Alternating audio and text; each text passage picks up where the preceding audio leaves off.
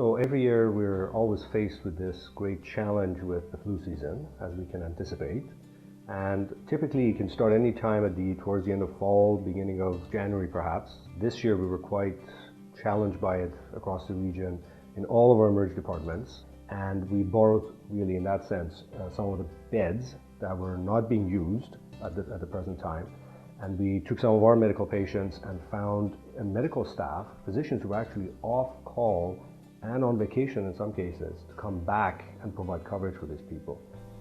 The numbers were more than the emergency department could manage, and they were more than what we could admit into the units.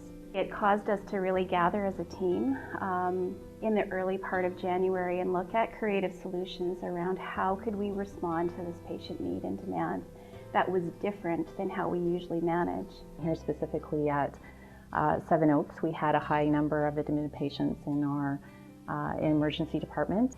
So we had a surge and we enacted our overcapacity protocol.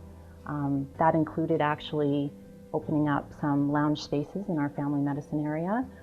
In addition to that, we actually reached out to regional utilization as well as the family medicine program. And we were able to liaise with another facility in terms of transfer of one of our patients to the family medicine program at the other facility, and that was Victoria General Hospital. We had struggled the week before, and last week we were able to build a little bit of capacity in our site. And so about midweek last week, it was late in the day, and we realized that we would have more capacity than we had anticipated.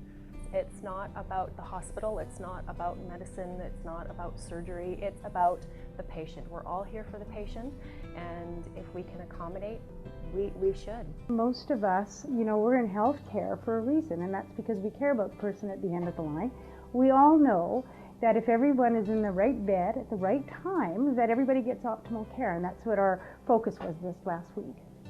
I think being grounded in the core function of why we are here and what our purpose is really helps us to be a better leader in terms of connecting the dots. I believe that there's a real commitment for flow from all of the acute care facilities, our long-term care partners and our home care partners as well, and really understanding what the risk and the challenge is for some of the patients that are coming into our emergency department. Definitely there is still a role for the site specific to have internal processes to manage and deal with crises or stuff that happens in the future, but everybody's getting the same feeling that yes, we are part of the bigger picture and we all need to support each other.